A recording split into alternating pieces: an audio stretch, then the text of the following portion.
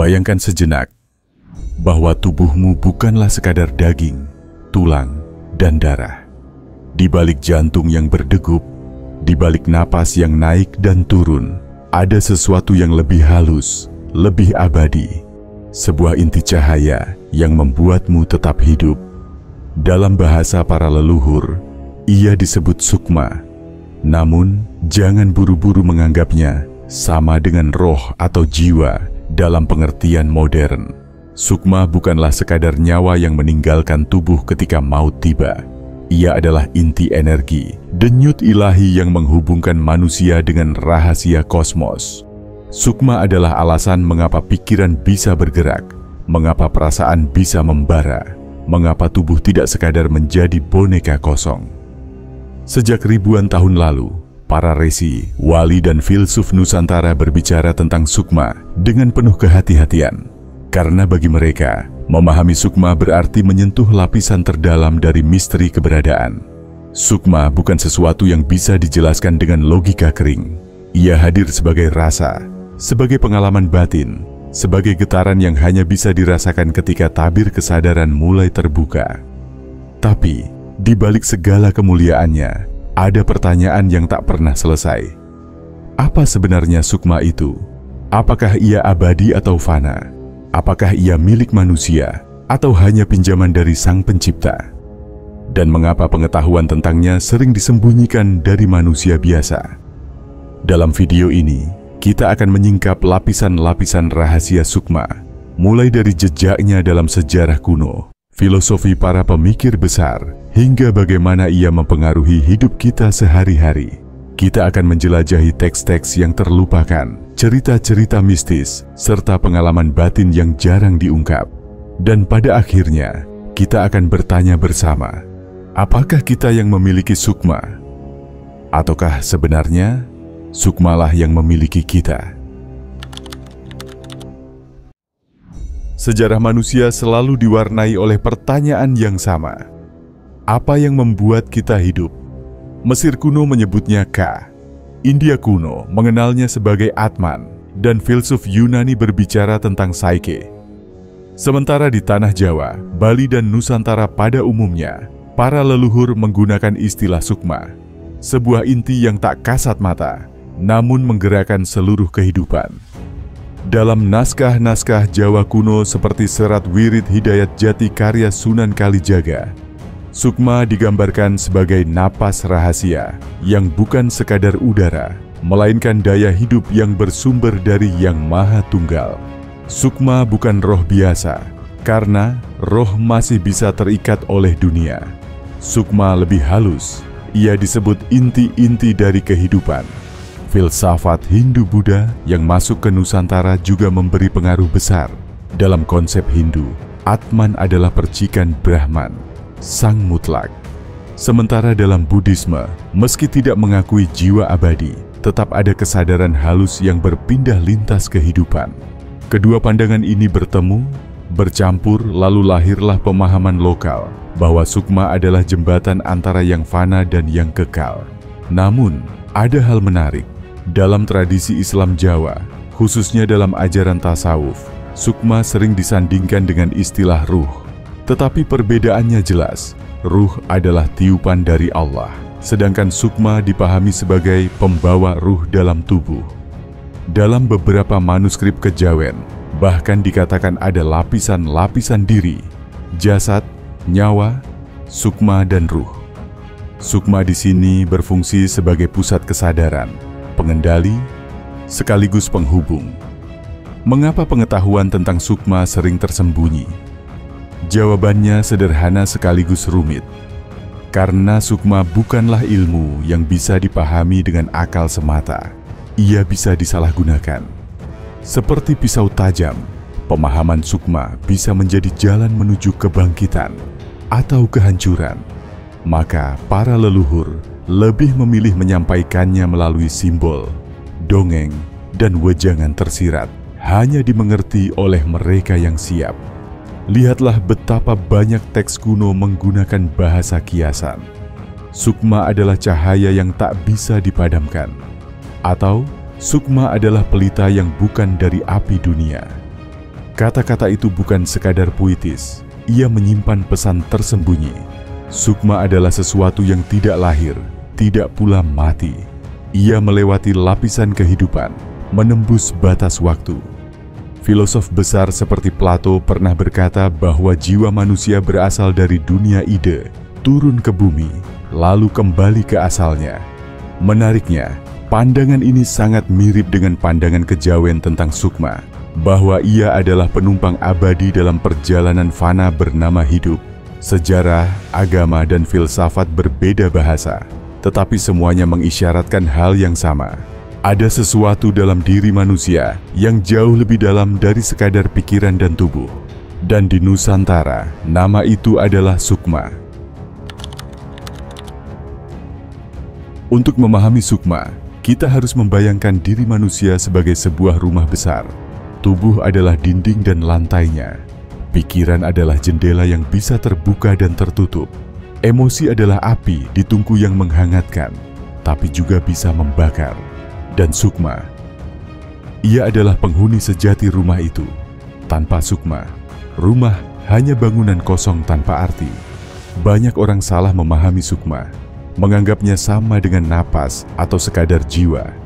Padahal napas berhenti, tubuh bisa hancur, pikiran bisa lenyap, tetapi sukma tetap ada. Sukma adalah inti energi yang membuat semua itu bekerja. Ia bukan hanya pengendali, tapi juga saksi. Dalam tradisi Jawa, sukma sering digambarkan sebagai bayangan cahaya. Bayangan yang mengikuti kita kemanapun, tapi tidak bisa ditangkap dengan tangan. Ia hadir, tapi tidak bisa ditimbang. Ia nyata, tapi tak bisa dipaku dengan logika. Sukma adalah saksi abadi, mengamati tubuh saat lahir, tumbuh, sakit, bahagia, hingga mati. Ada sebuah perumpamaan kuno yang indah. Ketika seseorang bermimpi, tubuhnya terbaring, pikirannya mengembara. Tapi siapa yang merasakan mimpi itu? Itu adalah sukma. Bayangkan tanpa sukma, mimpi hanyalah gambar kosong. Dengan sukma, mimpi menjadi pengalaman nyata. Di sisi lain, sukma sering dihubungkan dengan kesadaran murni. Banyak guru spiritual mengajarkan bahwa saat kita benar-benar hening, melepaskan suara pikiran dan gelombang emosi, kita akan merasakan kehadiran sukma. Ia muncul sebagai cahaya lembut, rasa tenang yang tidak tergoyahkan, sebuah kehadiran yang melampaui kata. Namun, sukma juga punya misterinya sendiri. Ia bisa terikat atau terlena oleh dunia. Ketika manusia terjebak dalam nafsu, amarah, atau kebingungan, sukma seakan tertidur, tidak berfungsi penuh. Tetapi ketika seseorang menjalani laku, berpuasa, bermeditasi, atau berdoa dengan sungguh-sungguh, sukma perlahan bangkit dan bercahaya. Disinilah letak rahasia yang sering dilupakan. Sukma bukan sesuatu yang otomatis hidup terang benderang. Ia seperti pelita, nyala kecil yang bisa redup bila tidak dijaga. Sukma butuh perhatian, butuh kesadaran, butuh penyucian. Banyak tradisi menyebut bahwa hidup manusia sebenarnya adalah perjalanan sukma. Tubuh hanya pakaian sementara, pikiran hanya alat, emosi hanya warna. Semua bisa berubah, semua bisa ditinggalkan. Tetapi sukma tetap berjalan dari satu lapisan hidup ke lapisan berikutnya. Dan pertanyaannya kini adalah, jika sukma adalah inti energi yang menggerakkan hidup, bagaimana kita bisa benar-benar mengenalnya?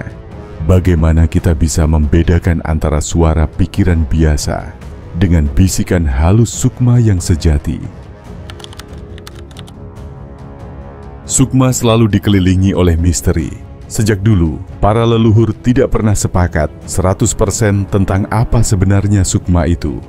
Ada yang melihatnya sebagai nyawa abadi, ada yang menganggapnya sekadar percikan energi kosmos, dan ada pula yang percaya sukma hanyalah ilusi kesadaran. Dalam tradisi Jawa, sukma sering dibagi menjadi dua, sukma sejati dan sukma lair. Sukma lahir adalah kesadaran yang terikat pada tubuh, yang lahir bersama kita, mengalami suka dan duka, lalu pergi ketika maut datang. Sukma sejati, sebaliknya, adalah inti abadi yang tidak pernah mati. Ia tetap hidup melampaui kelahiran dan kematian, menjadi penghubung dengan Sang Pencipta. Konsep ini menciptakan sebuah paradoks. Apakah sukma kita benar-benar milik pribadi, ataukah ia hanyalah titipan dari sumber yang lebih besar? Apakah kita hidup demi sukma, ataukah sukma yang hidup demi kita? Banyak orang keliru memandang sukma hanya sebagai roh pengembara. Dalam cerita rakyat, sering diceritakan sukma bisa keluar dari tubuh saat tidur, trance, atau mati suri.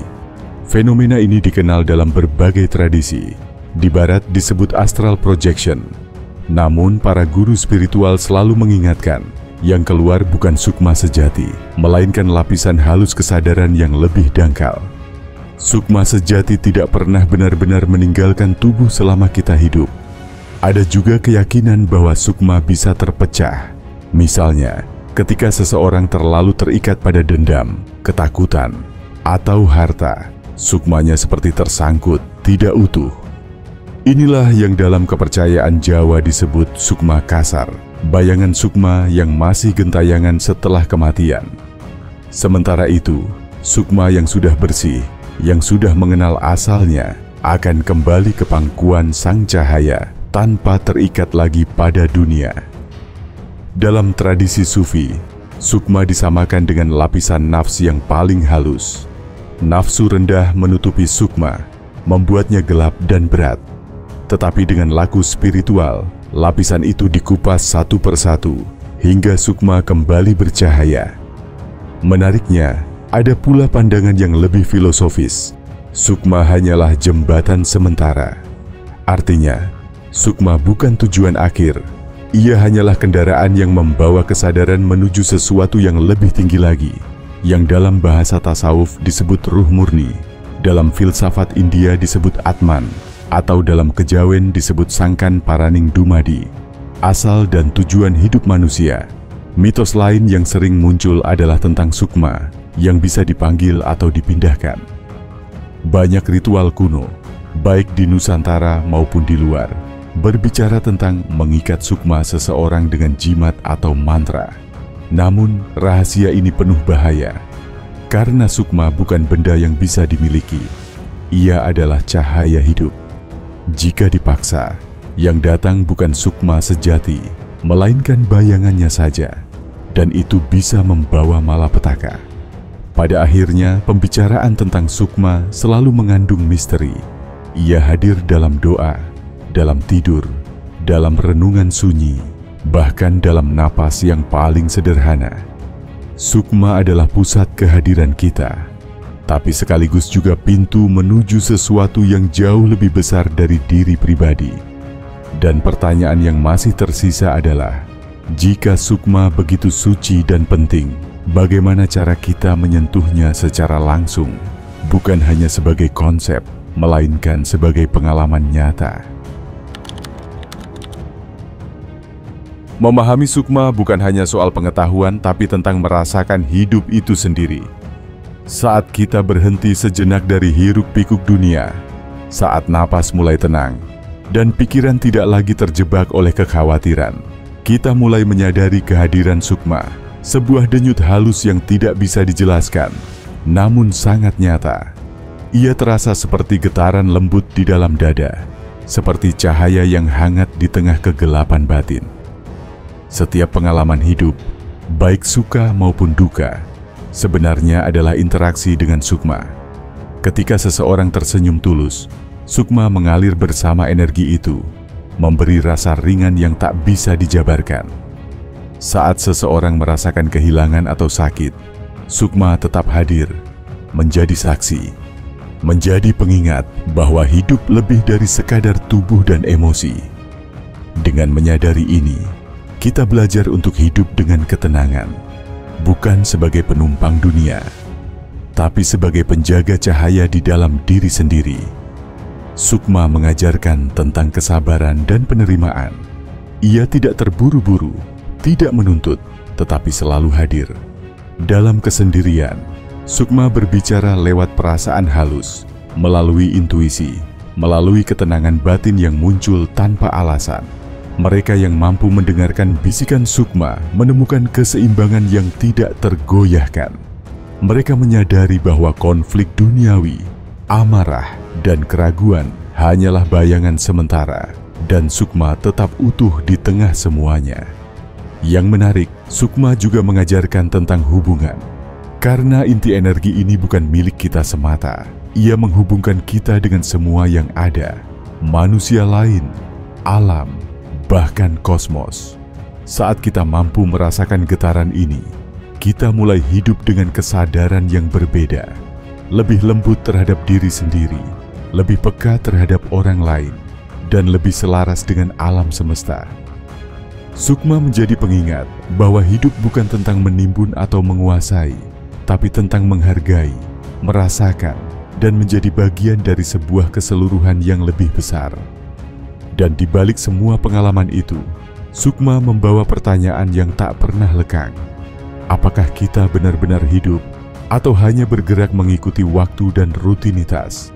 Sementara sukma kita tetap menunggu untuk disadari. Dalam kesunyian dan keheningan, setiap orang memiliki kesempatan untuk bertemu sukma mereka sendiri, bukan sebagai konsep abstrak, tetapi sebagai inti yang membuat hidup terasa utuh, nyata, dan penuh makna. Hidup yang disadari sukma bukan hanya tentang bertahan, tapi tentang merasakan keabadian dalam tiap momen fana.